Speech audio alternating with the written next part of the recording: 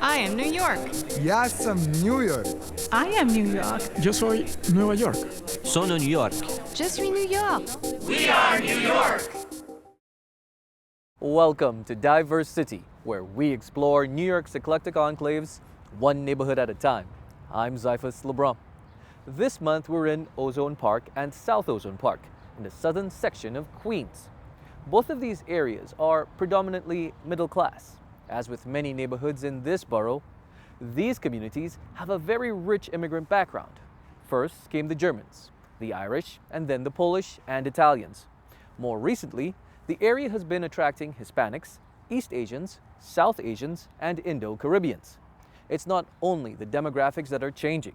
There's been a massive investment of millions of dollars into the opening of the Ozone Park Industrial Center. Also, the upzoning along main streets like Liberty Avenue now allows for taller or more dense buildings. Both of these initiatives signal private and public efforts to reinvigorate the area. On this episode, battle lines. South Asians in the area fight what they say is the dilution of their growing political power. Broken promises, an environmental disaster, and why some residents are still claiming the city did them wrong. And Road Warrior, an iconic American writer, draws inspiration from his time in Queens. Those stories and more coming up on DiverseCITY.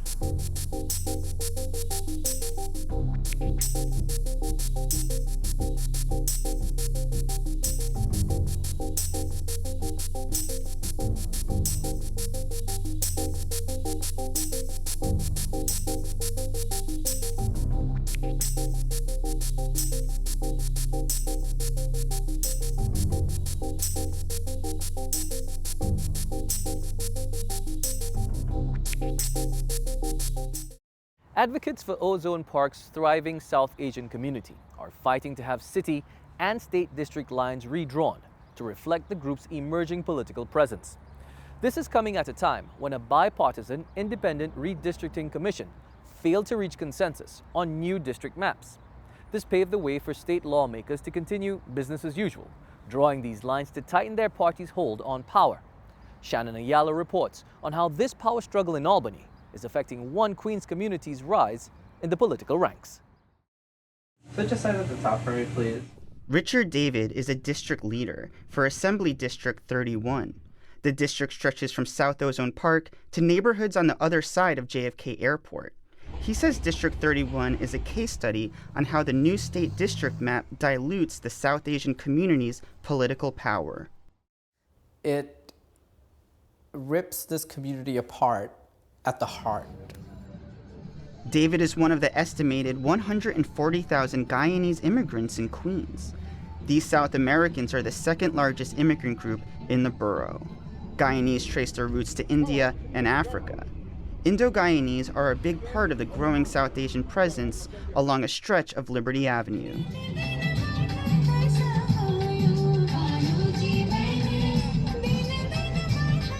And so the center of this community and the busiest commercial district is where we are now on Liberty Avenue.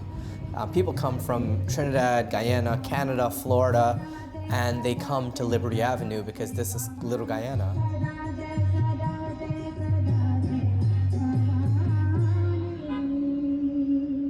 Little Guyana is just one of the South Asian enclaves that continues to be fragmented ever since Governor Hochul signed off on new state and congressional maps in February. Though a New York Court of Appeals tossed the congressional and state Senate maps in late April, the Assembly maps were unaffected for the time being.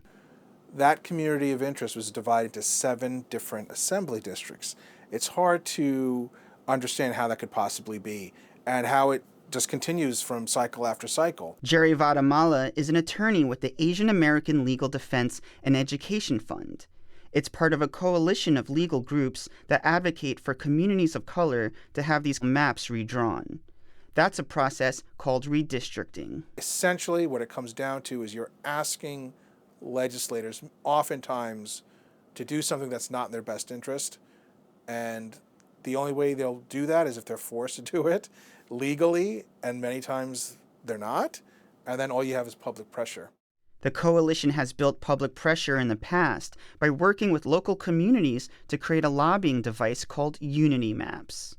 Vattamala says these maps are not official government documents, but they have influenced previous redistricting efforts. He points to the election of Congresswoman Grace Meng and State Senator John Liu as wins that resulted from Unity Maps. If you look at New York City, the only way the Asian American community was able to elect candidates of their choice is when they had a fair redistricting map. The districting process happens every 10 years following new census data. But the pandemic and other issues made collecting that data harder this time around. People had to go into it blind. So when they had hearings over the summer, nobody had census data to go off of, right? And we never really experienced that before. David was recently in Little Guyana getting signatures to be on the ballot for re-election to district leader. He ran for city council in 2017, but lost to Adrienne Adams, who's now council speaker. And so I got involved because I believe that this community deserves good representation and powerful representation that's local, that's organic, that understands the issues that homeowners and tenants and everyone here feels. It's worth noting that despite the fragmentation in South Queens, Jennifer Rajkumar was elected to State Assembly District 38 in 2020.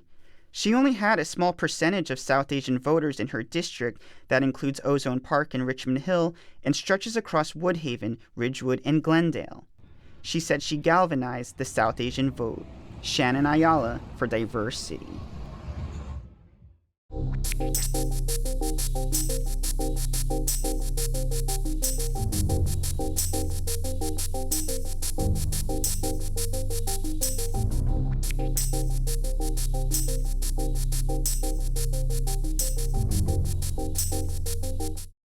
A number of South Ozone Park residents are in a protracted battle with the City Comptroller's office to pay out claims they filed after an environmental disaster in their area more than 2 years ago. As I found out, many of these people are still not whole after promises made by former Mayor Bill de Blasio. This house got it bad. They just took what they gave them. They had to take care of the whole foundation. They had a lot of work that they had to do here because the way the sewage was pitching into their house.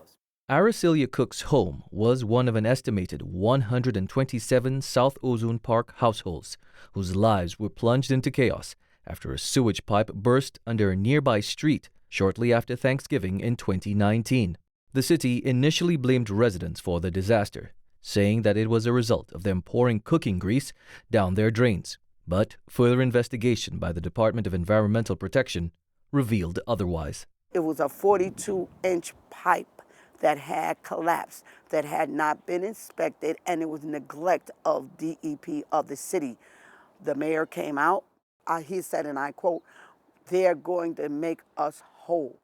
They knew they were responsible. Scott Stringer even came out and gave us another false narrative that they were going to take care of these claims. And to date, there are still people in my community that have not been made whole. Though Cook was able to get a payout to address some of the damage to her home, many of her neighbors are still in a protracted battle with the City Comptroller's office to have their claims addressed in full. She says the problem started very early on after contractors came in to clean up the more than 4 feet of untreated sewage that had climbed the walls in some people's basements. Cook says that the Comptroller's office became very adversarial after initially telling residents that they didn't need legal representation to file their claims. They said, oh, if you get legal representation, we can't talk to you. It's going to be a long process. So they was really discouraging you of getting legal representation. This was all happening during the height of the pandemic. Some of the residents who had to sleep in their cars or nearby hotels during the cleanup wanted things to move quickly.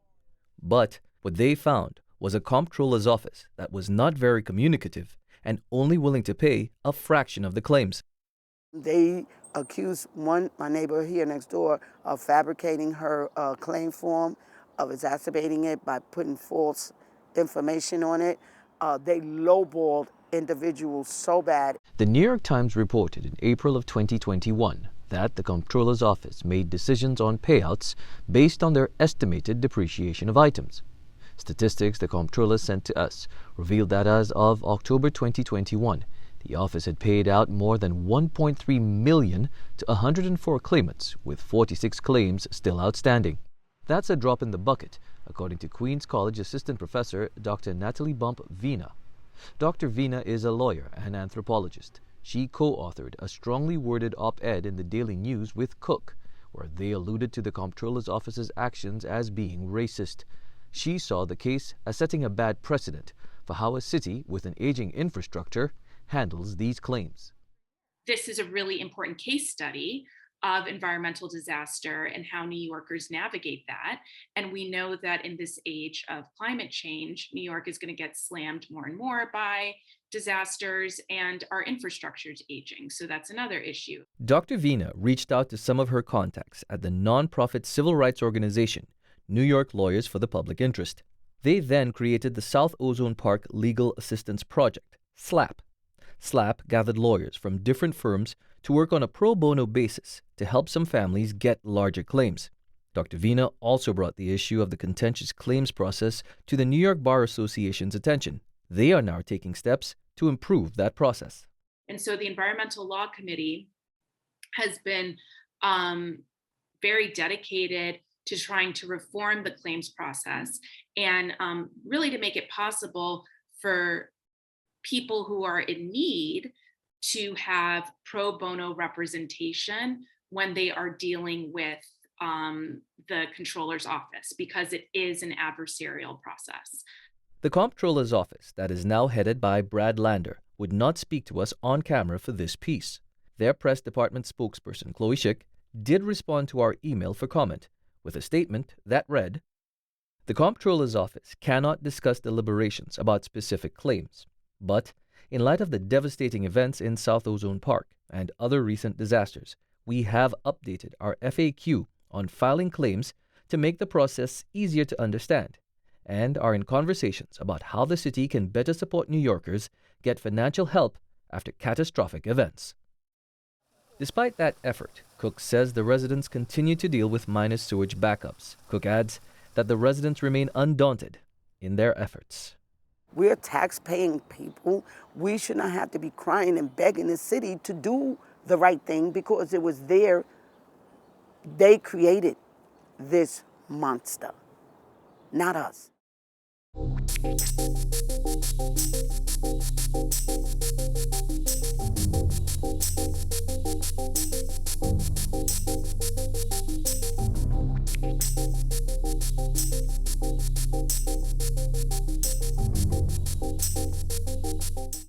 There's a small stable in the area that's having a big impact on some people's lives. Our Vanessa Monet tells us more about GallopNYC. These 5 acres of land, nestled just over the border between Ozone Park and Howard Beach, are called GallopNYC Lindenwood. We also call it Sunrise Stables. That was the name of a historic stable that was here a long time ago, and we decided to sort of renovate the name and reuse it. The stables are now mainly used for therapeutic horseback riding. James Wilson is the executive director of GallopNYC. The organization operates in 4 different locations throughout New York City. Therapeutic riding is at its heart really simple. It's teaching people how to ride a horse. Teaching people with disabilities is what we're focused on, and the act of riding a horse helps that person in other ways. Therapeutic riding teaches skills such as observation, communication, and patience. It also helps build core strength and fine and gross motor skills in people with a wide range of needs.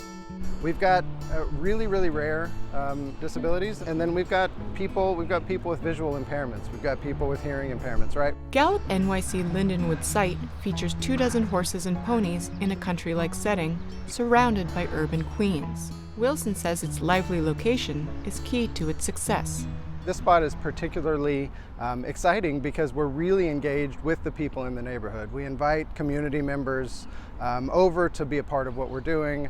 We have people from the community that ride here. We do a program for seniors, a socialization sort of program, where seniors come and they get to know each other and they get to learn a new skill, learn about horses, and then sort of be together and participate and help our riders. Since I'm a recent retiree, It's lovely to meet other seniors, and we have lots and lots in common. Not only horses, but when we bring our stories to life and really discuss our experiences over the years, we've found so many commonalities, and it's such a wonderful group. Another population that GallopNYC works with is veterans. Horses and veterans, especially veterans affected with PTS, really connect, and the horses can help them to sort of see the world in a different way. While there are several programs for adults, children make up a large portion of the GallopNYC ridership. We did a survey a while back, and something like 89% of our parents, they like therapeutic riding, they like GallopNYC because the people, their kids don't fight them to go to therapy. This type of therapy can often be pricey. Wilson says they spend a lot of time fundraising to make it attainable for all in need. Therapeutic riding classes at GallopNYC are all offered on a sliding scale. So we don't turn somebody away if they can't afford lessons at GallopNYC. Time with a horse helps a lot of ways and almost everybody.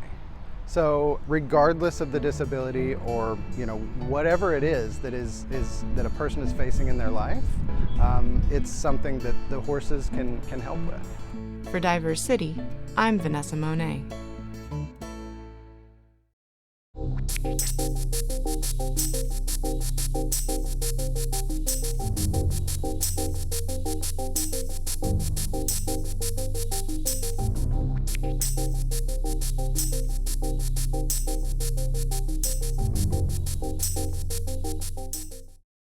The New York Times once described the author Jack Kerouac as Ozone Park's second most famous former denizen after the crime boss John Gotti. Kerouac was one of the Beat Generation's poster children. The Beat Generation was a group of authors whose unconventional literary style captured the imagination of American youth and set off the counterculture movement of the 1960s. Lenny Falcone is a third-generation native of the area. He's written a book about his neighborhood and tells us a story about the wizard of Ozone Park. I saw something in a local newspaper about Jack Kerouac being here, and I got really curious, so I asked my grandfather, and he recognized the name because every other name in the area at the time was Italian or Irish. And he said, oh yeah, I knew that guy kept his hair so long, and he wanted no break in his pants. I was like, he wanted no break in his pants, and then I thought, yeah, what's a tailor gonna remember? He didn't want a break in his pants.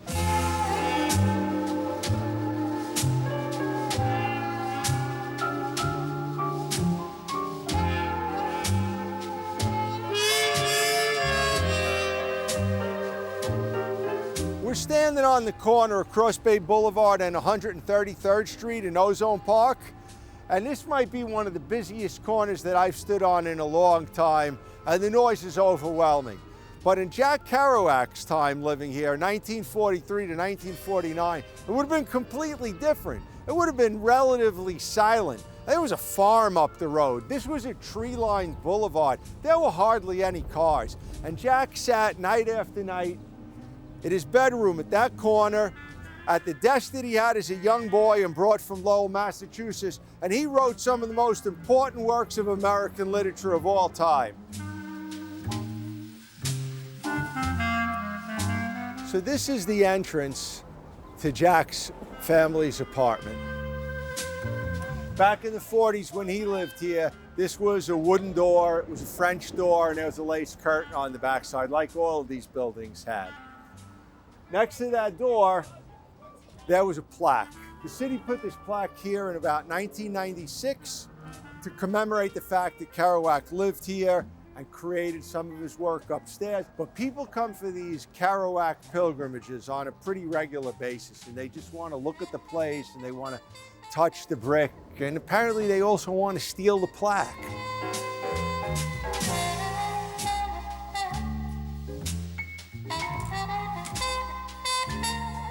This is the bar that Jack Kerouac got his beer from and played piano at in the 40s. At that point in the 40s, it was called the Doxy Tavern. It later was known as McNulty's. When Jack went to the bar just to be, he would sit in the corner grab his drinks, and look out the window at Cross Bay Boulevard, which was a very different boulevard then.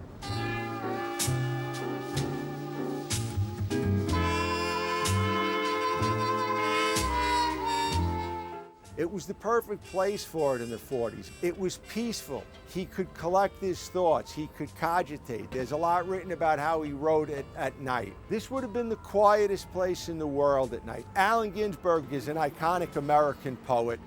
He was a part of the Beat generation, and he and Jack were very close friends. I think he was just tickled by the word ozone in the title of the neighborhood, Ozone Park, and he nicknamed Jack the Wizard of Ozone Park. I'm pretty sure that Jack found inspiration in this neighborhood, but he didn't write about it because his appetite, his palate was for adventure. And what he found here was ordinary people living everyday lives, helping their children, striving for a better future generationally. But he was exposed to Ozone Park people for 6.5 years. And I can't prove this, but I just know that he soaked in some of those personalities and then recycled them in his work somewhere. To me, Jack Kerouac, kids from Ozone Park, what they have in common are that they're the first generation children of immigrants, or they're even immigrants themselves. And they came here, and it was though American culture was coffee, and they were a percolator. And they filtered American culture through their immigrant background, and they kind of created their own perspective and maybe even their own culture.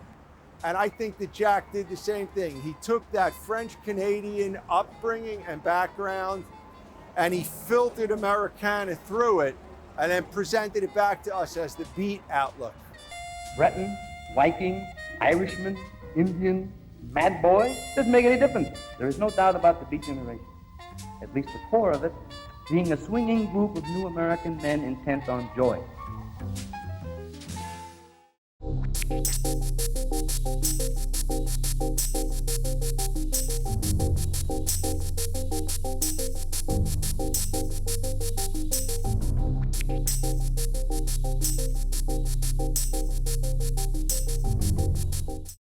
Ozone Park is quickly becoming known for its gamut of gastronomical delights. The food website Eater New York recently named Aracelia one of the 13 essential restaurants in Ozone Park and South Ozone Park. Craig Thompson visited the Colombian restaurant that was also supposed to be a bakery. 10 years ago, that's when I started with my wife. We started from home, selling to friends and people. And then 6 years ago, we started on the Queens Night Market. And then 4 years ago, we were able to open the restaurant. Danny Atehertua moved from Medellin, Colombia to Ozone Park when he was 12. My father came here first, and during all the war with Pablo Escobar, all the bombs, everything was going on at that time. So my father brought us here. My mother and my brother and my sister.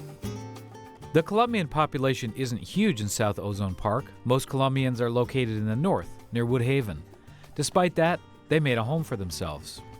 30 years later, Danny and his wife, Shirley, are still rooted in Ozone Park, running a restaurant whose food is a natural extension of the cooking they were doing at home. When we opened the restaurant, we put the name Arepalicios because we specialize in arepas, and Latin food because we want to do everybody, all the cultures. So even the main menu from us is Colombian. Danny and his wife wanted to sell arepas wholesale, but their flavors caught the attention of an investor who had sampled their food at the night market. He knew this restaurant space was empty and offered it to them. He gave us a chance, and he tried a lot of times to make sure that everything was tasteful, like didn't change the flavor, you know. He was an investor, and thanks to him, we're here. Arepalicious specializes in scratch-made arepas. An arepa is a cornmeal-based cake, sort of like a pancake or a thicker tortilla. The difference between us and I can say 90%, 95% of the other restaurants, we do everything from scratch. We cook the corn, we grind it, we do all the process. His wife creates the recipes and is here most of the time. Danny has a full-time day job as a Staten Island ferry supervisor. So he's done a lot of on-the-job learning while running the restaurant. This is my school, and it's still my school. Because every day you learn something different. Tell me something you learned. I mean, from management, cooking, you know, like all the cooks, they come from different restaurants, and they tell, oh, we do this like this. It's a challenge juggling both gigs, but it's one Danny welcomes. This morning, I got home at 7 in the morning, went to sleep 2-3 hours, and now I'm here. Every time we come to the restaurant, even if I'm working 18 hours straight, I don't get tired. You know, it's something that we like. So, and we keep pushing forward. For DiverseCITY, I'm Craig Thompson.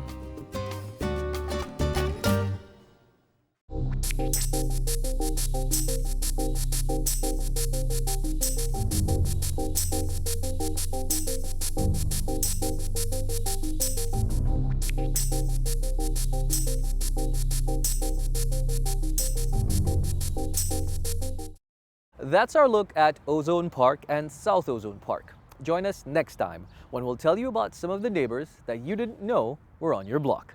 Till then, thanks for joining us as we explore our diverse city.